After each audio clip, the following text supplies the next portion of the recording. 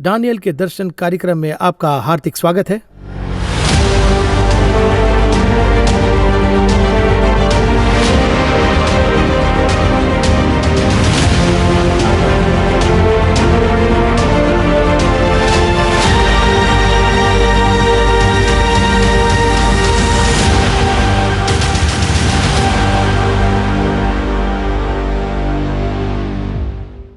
हम Daniel chapter 11 में हैं। आइए let's welcome brother MD Jagan. Brother Jagan, welcome to the program. Daniel के चैप्टर 11 में हमने पिछले एपिसोड में उसका बेसिक डिटेल्स हमने देखा। आगे कहा जाए तो कितना डिटेल्ड और एक्यूरेटली प्रभु ने पहले से ही इस डार्क एजेस के गैप को फिल करने के लिए अच्छी तरह दानियल को बताकर उसे सिर्फ समझाना ही नहीं बल्कि स्पष्ट रूप से कहकर अब अगले जनरेशन को ये कहते हैं कि हम हैं इस बात के लिए गाइड करते हैं। अब आज के इस एपिसोड में हम 11 चैप्टर के कुछ छूटे हुए भागों को देखेंगे। पर लगातार इसे देखने पर एक राजा है, दूसरे राजा के यहाँ जाते हैं, लड़ाई होती है, सब ठीक है, लेकिन इसमें कौन हीरो है और कौन विलन है? ये जो सवाल है इस अध्याय का जितना सवाल है, यानी मीडा फारस के राज्य में हमारे हीरो को देखे तो मीडा साम्राज्य तक का हीरो कौन है तो दानियल है। उसके खिलाफ ही सब कुछ चल रहा है। उसे सिंह की मांद में डाल दिया गया, उसके विरुद्ध में राजा के पास गए, उसे जो करना चाहते जो कुछ भी करना है वो कर देते हैं। तो इसके साथ ही हीरो का काम खत्म हो गया। अभी हम यहाँ 11वें अध्याय को देखें तो दो सबसे बड़े विलन के बीच में युद्ध हो रहा है। ओ, तो दोनों ही विलन है? दोनों विलन है, हीरो कहने के लिए कोई नहीं है। अच्छा, ऐसी जगह पर कौन सा परमेश्वर का जन उसके विरुद्ध में वो लड़ते हैं, ऐसा कुछ भी नहीं दिया हुआ है। पर लगातार युद्ध हो रहा है, लड़ाई चल रही है और ये दोनों भी विलन हैं। अच्छा, इन दोनों विलन के बीच में होने वाली परेशानी को इसमें हैरानी की बात है, जब ये विलन खत्म हो जाते हैं तभी हमारे हीरो यीशु मसीह आते हैं 430 साल बाद। इन 430 साल में कोई हीरो नहीं। इस्राएली इतिहास में पढ़ सकते हैं, मकाबैस नाम का कोई था। मकाबैस तो लोगों का हीरो था, यानी उस समय ये लोग परमेश्वर के लिए संघर्ष करते हैं। प्रभु इनका उपयोग करते हैं क्योंकि ये परमेश्वर के लिए भक्ति से भरा था। लेकिन ये तो बस भवन को ऐसे ही साफ करता था, बाद में हम इसे देख सकते हैं, लेकिन उस समय का हीरो इसे हम नहीं कह सकते हैं। विलन्स है, दो विलन, एक तो उत्तरी भाग का विलन और दूसरा दक्षिणी भाग का विलन है। कई बार पुलिस से हम सुनते हैं, ये तो एक उदाहरण है, ये दोनों गुंडे आपस में लड़के खत्म हो जाए उसके बाद में हम देख लेंगे, कहते हैं ये दोनों विलन लड़के मर जाते हैं। जब ये दोनों खत्म हो जाते हैं तब हमारा राजा आता है। इसी तरह से इस अध्याय का संबंध यहाँ है। इसमें हम जो देखते हैं ये तो दोनों विलन्स हैं, एक विलन ऊपर जाता तो दूसरा नीचे आता, दूसरा ऊपर जाता तो ये नीचे आता। यहाँ यही हो रहा है क्योंकि इसमें बहुत सी बातें, बहुत से विषय हैं। मतलब इसे देखने पर ही कौन किसको परास्त कर सकता है, कैसे हरा सकता है, बस ये सब। यहाँ देखिए, उस समय ये राजनीति थी, ये अदन से ही शुरू हो गया था जी। यानी वो एक राजा को धोखा देने के लिए रानी के पास जाकर एक विलन बात करके पूरा राज्य छीन लेता है। अगर ऐसे सोचे तो जो आदम के हाथों में दिया था वो दिखेगा, इसे यही रहने दे। लेकिन हर समय काल में राजनीति रही है, लेकिन सारे इतिहास में इस खास जगह की जो राजनीति है, इस तरह की राजनीति देख ही नहीं पाएंगे। उस तरह का एक राजा का अहंकार ये बहुत ज्यादा था। खाने पर बुलाकर खाने में जहर देते। अच्छा एक राजा को बुलाते हैं, वो राजा आता है। जरा सोच के देखिए, भोजन जांचने की कहानी यहाँ बाइबल में है। उनका काम क्या था? राजा के खाने के पहले वो खाते, चेक करने के बाद वो खाते थे, है ना। राजा जो है, जो भोजन दिया गया उसे जांचे बिना खा लेता है तो सामने वाला कौन होगा? कोई भी दे, राजा चेक करके ही खाते थे। ये राजा जो खुद कुछ दे रहा है उसे बिना चेक किए खाते हैं, तो जो सामने है कौन हो सकता है? राजा का उस पर कितना विश्वास होगा अगर वही जहर दे दे। और इसलिए दानियल को जो दिखाया गया वो पत्थर में लोहा कहते हैं, यानी कि नबूकदनेस्सर तो सोना है, हम कहते हैं ना चोखा सोना है, ऐसी तुलना करते समय वो सोना है। परमेश्वर के लिए इतना कुछ, उसके बाद पर्शिया मीडा फारस का कुसरू भवन बनाने के लिए मदद करता है। उसके बाद में है ग्रीक साम्राज्य, वो भी कुछ नहीं है। उसके बाद में आए रोमन्स। इनके हर एक राजा के बारे में आप जरा पढ़ के देखिए, यानी कि इसके पहले वो जूलियस सीजर हो, अगस्टस सीजर हो, मसीह के पहले, और मसीह के आने के बाद जो रोमी राजा आए जैसे टाइटस, नीरो, फिर ऑक्टेवियन। अगर आप इन सभी को अच्छे से देखें तो सबसे अहंकारी राजा। उस समय काल में जो विषय थे वो यहीं पर दिए हैं। ये सब वे डैनियल से कह रहे जी हैं। हाँ, आज जो हम कहते हैं कि क्लेश और ये सब जो है, इसकी तुलना उस समय के क्लेश के साथ में करें, उस समय के राजा के क्लेश के साथ में, तो आजकल के राजा कुछ भी नहीं है। ये सब तो बस मूंगफली के जैसे हैं। वो तो सच में इतने क्रूर थे। देखिए, ऐसे बुरे राजाओं के समय में भी चर्च बचा रहा। परमेश्वर कलीसिया को चलाते हैं। तो देखिए, अभी हम हमारे लिए जो सबसे महत्वपूर्ण विषय है उसके बारे में सारांश में देख लेते हैं। किसके बारे में हम महत्वपूर्ण रूप में देखने वाले, उसके बारे में यहाँ 21 वचन में देखेंगे। हम वचन 21 को क्यों देखने वाले, अगर आप इस तरह से पूछे तो यहाँ 21वें वचन में ही सभी विलन का बॉस आता है। वो कौन है ये पूछे तो एंटियाकस फोर इपिफेनस। एंटियाकस फोर इपिफेनस कौन है अगर इस तरह पूछे तो देखिए, हमने ही बताया है, यानी अभी हमारे विश्वासियों को बताना है तो सिकंदर, और सिकंदर के बाद उसका सारा राज्य उसके बच्चों के हाथ में नहीं गया। चार जनरल्स को दिया गया, कैसेंडर, लाइसिमेकस, तलामीवन स्लॉटर, सिलिकस और निकोडम, 4 लोगों को दिया।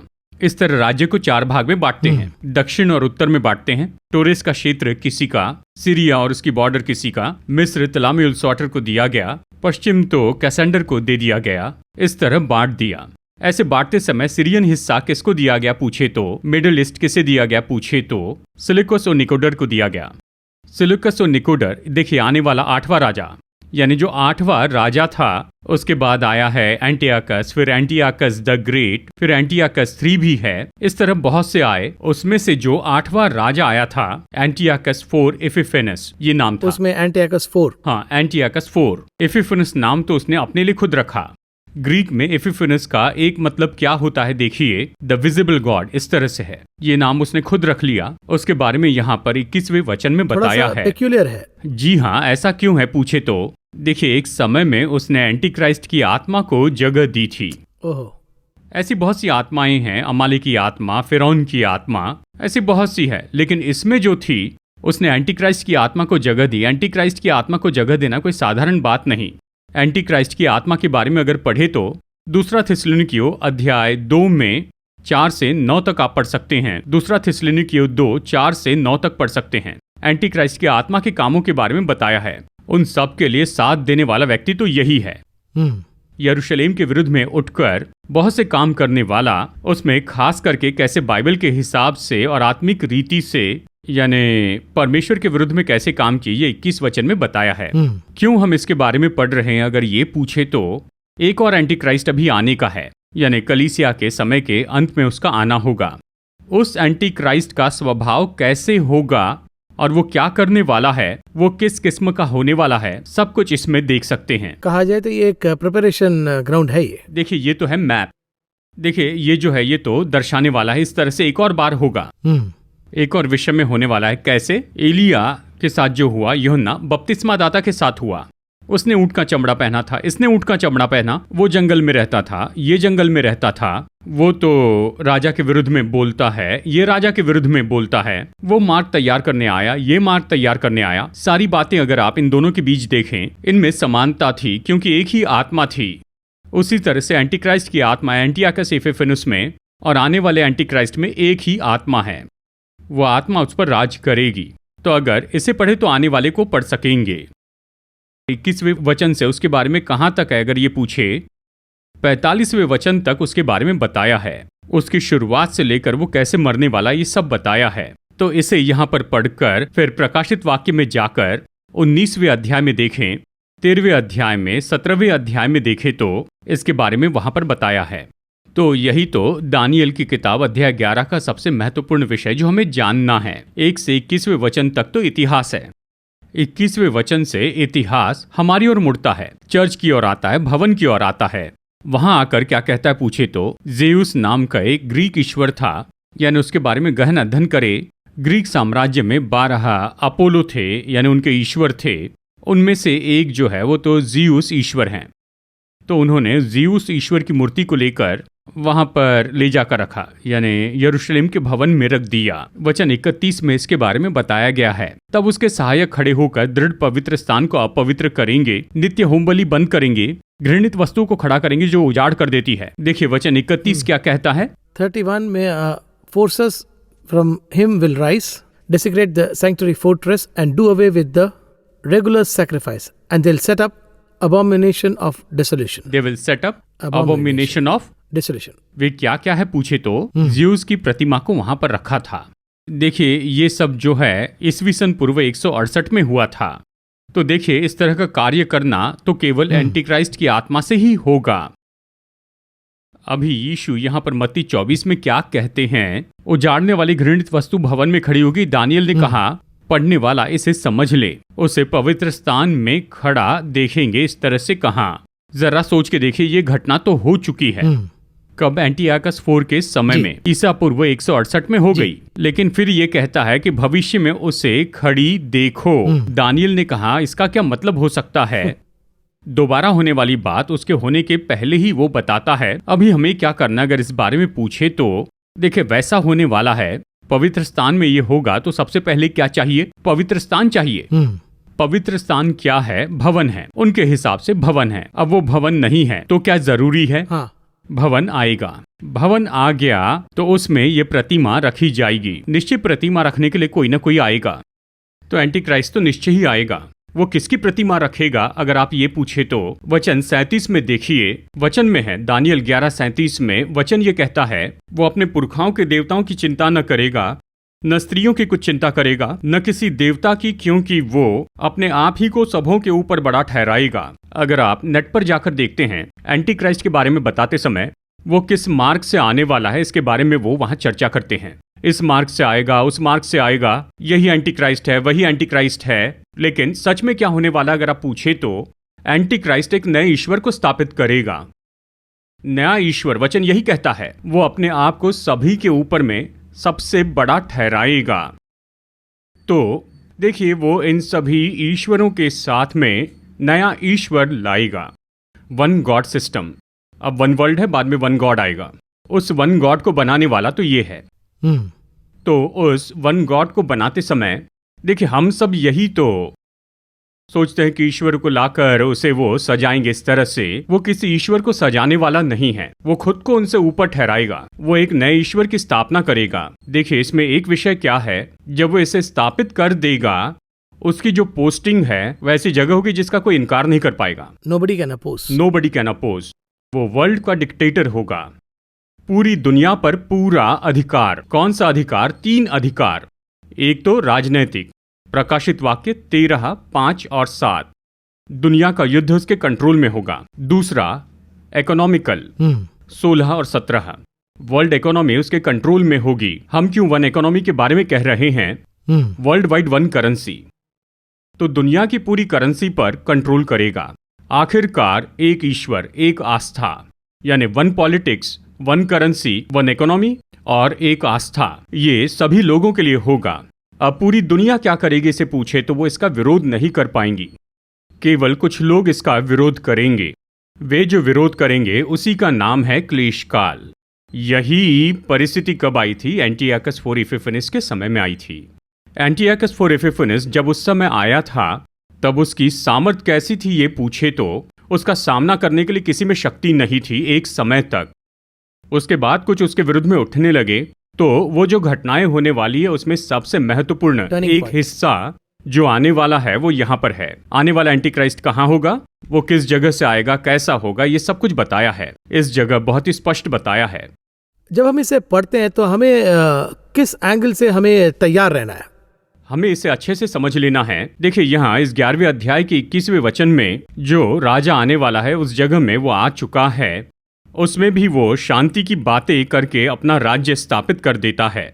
तो हम ये कह रहे हैं कि आने वाला जो साम्राज्य है वो शांति की घोषणा करने वाला एक ऐसा साम्राज्य होगा। अब पूरे यूरोप में उसके सारे काम को मान लीजिए। पूरे यूरोप के साम्राज्य को शांति पसंद साम्राज्य मान लिया गया है। तो संसार किसके बारे में ज्यादा बात करता है? शांति के बारे में बात करता है। ये सभी शांति के बारे में, यानी शांति के लिए नोबेल प्राइज ये सब लेकर आ गए हैं। तो हमारी आंखों के सामने यहाँ 21वें वचन की जो बातें हैं, ये जो काम है इस समय में हो रहे हैं वो अभी पूरे हो रहे हैं। तो उस राजा को ऊपर आना होगा। तो राजा को क्या करना है? उठना है। अभी आप यहाँ पर सामान्य रूप में सोचिए, पूर्ण रूप से एक लीडर से जो उम्मीद की जाती है वहां पर हम आ पहुंचे हैं। देखिए सिकंदर से भी ज्यादा पावरफुल ऐसी लीडरशिप उसके बाद में उसके 4 जनरल्स। लेकिन सिकंदर की जो लीडरशिप है, जो अथॉरिटी है, वो किसके पास में है? 4 जनरल्स के पास। ऐसे काम होते होते फिलिप फाई मैसेडोनियन ऐसा एक राजा आता है ग्रीक में। उस राजा के समय में जो उसका राज्य था कमजोर हो गया था, ग्रीक साम्राज्य।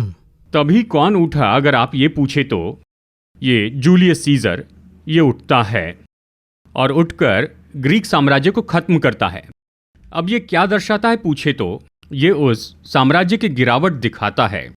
उसी तरह से ये एंटियाकस IV इपिफेनस वो आकर उस समय अपना साम्राज्य बहुत बढ़ाता है, फिर धीरे धीरे उसका राज्य धुंधला होता है और अंत में अगले साम्राज्य में आने की राह दिखाता है। तो हमारे समय काल में जो भी राज्य हम देख रहे हैं इसे आत्मिक रूप से ही नहीं देख रहे हैं। अब देखिए, लोगों की समस्या बस यही तो है। इंफॉर्मेशन टेक्नोलॉजी आने के बाद, IT आने के बाद सब इसे इंफॉर्मेशन के रूप में देखते हैं, न्यूज जैसे देखते। इसे आत्मिक आंखों से देखना होगा। बिल्कुल वचन के साथ में ही अगर आप देखें तो बाहर जो विषय चल रहे हैं उसे समझ पाएंगे। बाइबल के ढंग से न देखें तो ये तो दुनिया के इतिहास की या घटना है देखेंगे। संसार में और हम में क्या फर्क है, वैसा ही रहेगा। वैसा ही है। देखिए, उसमें आपको क्या नहीं मिलेगा, उसके बीच का प्रकाशन नहीं मिलेगा। अभी इस समय देखे तो यानी एक समय में किसी से बात कर रहा था, पिछले 2 साल की तुलना करें तो ऑनलाइन ट्रांजैक्शन 80% बढ़ गए हैं। नोट की लेन देन के बजाय ऑनलाइन ट्रांजैक्शन है। जरा सोच के देखिए, CBDC आ गई है यानी डिजिटल बैंकिंग। अभी देखिए, सभी लोग इस 80% में 20% बढ़ा दीजिए, ये भी बढ़ने ही वाला है। 100% डिजिटल करेंसी आएगी। डिजिटल करेंसी के आते ही चिप सिस्टम है, हमारे कार्ड में भी चिप है। आप सिम कार्ड को ही देखिए, इन सभी में RFID ही है। ये सभी क्या है पूछे तो डिजिटल। अभी इसे ही देखिए, जो हमारा चैनल देखते हैं, पहले ये वायर से आता था और देखते थे, अभी तो वाईफाई के द्वारा स्मार्ट टीवी आ गया है। ऑटोमेटिक स्मार्ट टीवी के लिए आपको RFID की जरूरत है। जी हाँ। तो हर जगह डिजिटल टीवी आ गई, currency digital currency, TV digital TV, अभी सब कुछ है। देखिए, एजुकेशन, और ये इससे भी बड़ा विषय जो लेटेस्ट इंप्लीमेंट किया गया है, AI टेक्नोलॉजी के साथ में हॉस्पिटल्स बना रहे हैं। डॉक्टर भी अब AI टेक्नोलॉजी उपयोग करेंगे। चर्च में देख लीजिए, अपने आप सब डिजिटल हो गया है। प्रकाशित वाक्य 13, 16, 17 के लिए संसार तैयार हो गया है। इसी के बारे में यहाँ पर दानियल 11 में बताया है। तो दानियल के समय में उन्होंने जो इतिहास में किया, ये लोग अब टेक्नोलॉजी में करने वाले हैं। इसे समझने योग्य कलीसिया को बनाना है। जब कलीसिया आएगी, देखिए, हम तो यहाँ वचन 21 से लेकर वचन 27 तक ये सब देख रहे हैं। वो समय काल आ रहा है। अभी और भी कुछ विषय हैं जो होने बाकी हैं। क्या है ये पूछे तो ट्रिबुलेशन पीरियड। इन दोनों के बीच में चर्च रैप्चर होगा, चर्च उठाया जाएगा और ये सब होगा। अब इसके बाद में सबसे महत्वपूर्ण बात क्या है पूछे तो चर्च के रैप्चर के बाद सबसे महत्वपूर्ण बात जो होगी, जो क्लेश काल में होने वाली है, उस क्लेश काल में क्या होने वाला है इसे आप आराम से समझेंगे। यहाँ देखिए वचन 31 और 32, तब उसके सहायक होकर दृढ़ पवित्र स्थान को अपवित्र करेंगे और नित्य होम बलि को बंद करेंगे, बलिदान बंद करेंगे। उसने पवित्र स्थान में जाकर क्या किया? यरूशलेम के भवन में जाकर सूअर का बलिदान चढ़ाया था। दूसरी बात, वहां जो बलिदान थे यानी प्रतिदिन के जो बलिदान यरूशलेम भवन में, वो रोक देगा। वे उस घृणित वस्तु को खड़ा करेंगे जो उजाड़ कर देती है। ये क्या है पूछे तो वो तो जियूस की प्रतिमा रख देता है। देखिए, इसके बाद यहाँ वचन 32 में जो लोग दुष्ट होकर उस वाचा को तोड़ेंगे उनको वो चिकनी चुपड़ी बातें कहकर भक्तिहीन कर देगा, परंतु जो लोग अपने परमेश्वर का ज्ञान रखेंगे वे हियाव बांधकर बड़े काम करेंगे। इसका अर्थ क्या है पूछे तो उसने क्या किया था? वहां पर जो एक बहुत ही मुख्य महायाजक था उसकी हत्या कर दी। कहां पर? भवन के अंदर में ही हत्या करके उसे जो प्रिय था उसे महायाजक बना देता है। ऐसा करके लोग वहां पर जो भी दान चढ़ाएंगे वो सब इसे मिल जाए ऐसे करता है। जो लोग दुष्ट होकर उस वाचा को तोड़ेंगे उनको वो चिकनी चुपड़ी बातें कहकर भक्तिहीन कर देगा। तो वहां पर वो ज्यूस की प्रतिमा रखता है, उसे नमन भी करता है। वहां याजक के लिए एक यहूदी को नियुक्त करता है। इसीलिए ही मैथ्यू में क्राइस्ट उतना रेफर करते हैं, उसके बारे में बताते हैं। यहीं पर यह होने वाला है, पूरे संसार में होगा। खास करके यरूशलेम के भवन के बारे में जो यहूदी लोग हैं वो बहुत बहुत तेज हैं। ये बात यहूदियों को समझनी होगी। क्या समझना होगा? ये जो भवन है ये परमेश्वर की इच्छा से नहीं बना। ये जो भवन है वो तो एंटी क्राइस्ट बना कर दे रहा है। इस भवन को बनाते समय यहूदी लोग एक बड़ी गलती करने वाले हैं। एंटी क्राइस्ट के जरिए कोई रास्ता नहीं करना होगा, ये फाइनल एपिसोड है। उसे करने से ही क्राइस्ट का आगमन होगा, प्रभु का दूसरा आगमन होगा। जब ये भवन एंटी क्राइस्ट के द्वारा बनाया जाएगा तब ये वचन वहां पूरा होगा। वो अपनी प्रतिमा लाएगा, उसे वहां स्थापित करेगा। उसमें भी सभी यहूदी इनके साथ नहीं होंगे। 1,44,000 यहूदी जो लोग हैं, प्रकाशित वाक्य अध्याय 7 में वचन 1 से 7 तक, क्लेशकाल के समय 1,40,000 को परमेश्वर अलग रखेंगे भूमि पर। केवल वही यहां पर होंगे, बाकी और कोई नहीं होगा। देखिए, उसमें से कुछ लोग जो सच्चे होंगे वो उनका विरोध करेंगे और वो लहू के गवाह होकर मरेंगे।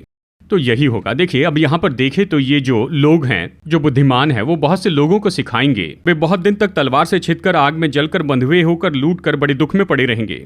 उस वक्त लोगों का क्या होगा? जो बुद्धिमान हैं वो तो बहुत से लोगों को समझाएंगे। ये जो समय है, ये लोगों को समझाने का समय है। ये तो समझाने का समय है। नॉलेज, ज्ञान अभी है ना? जी हाँ। तो देखिए, अंतिम समय में ज्ञान का समय आएगा तो लोग दूसरे लोगों को समझाएंगे। एक समूह है, कुछ लोग उसी समय क्लेश में है। कैसे होंगे? तलवार से छिदकर, आग से जलकर, बंधुए होकर, लूट कर। वचन 33 में ये बताया है। तो परमेश्वर ने जैसे बताया, हमारी आंखों के सामने 11वें अध्याय की जो बातें हैं वैसे होती जाएगी।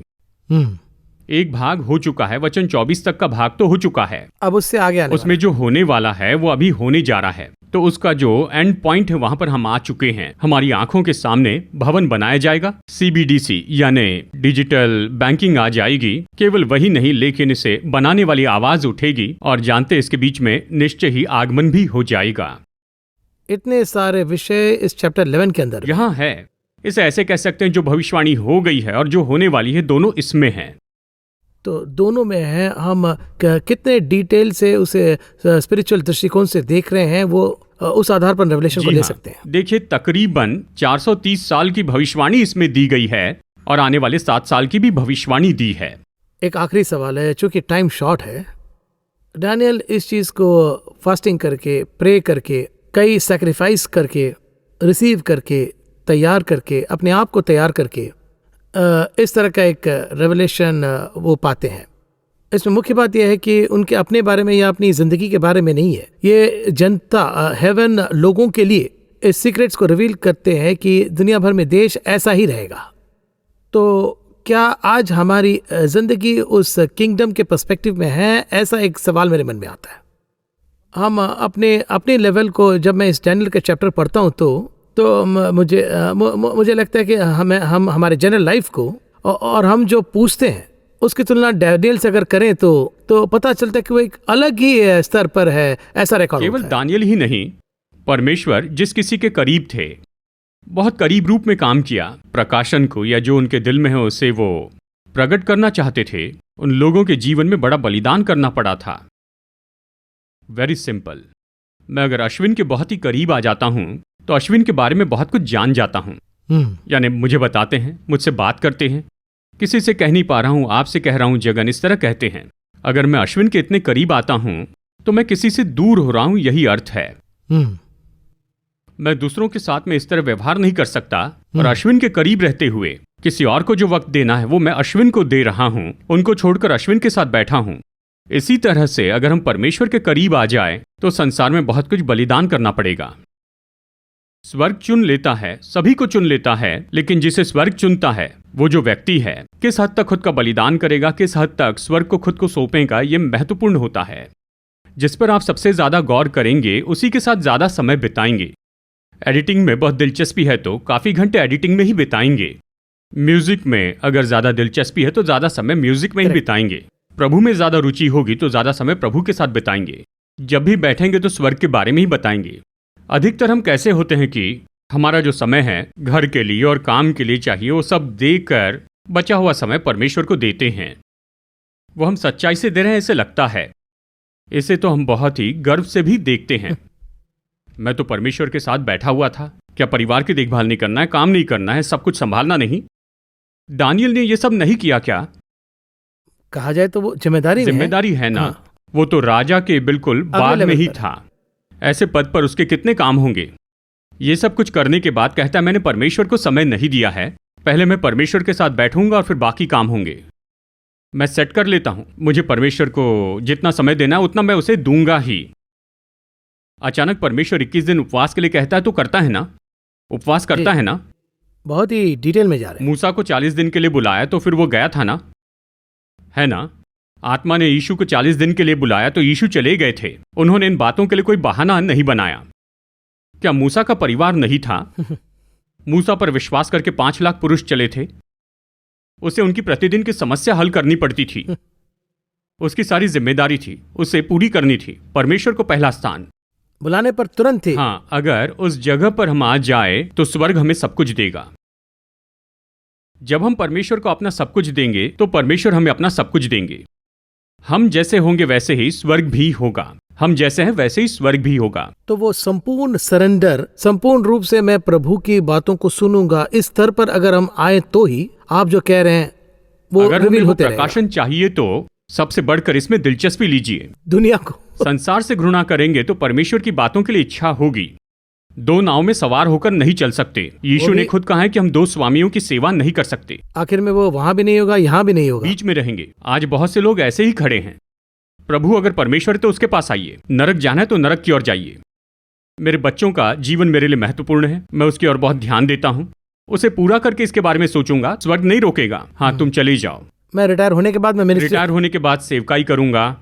अब मौका मिल रहा है तो पार्ट टाइम करूंगा। परमेश्वर रोकेंगे नहीं, कहेंगे ठीक है तुम जाओ करो। हाँ, फ्री विल है। जी हाँ, लेकिन स्वर्ग ये मांग रहा है कि क्या कोई, ये नहीं है मुझे ये चाहिए, तो क्या कोई आएगा? जो आएगा उससे स्वर्ग बात करेगा।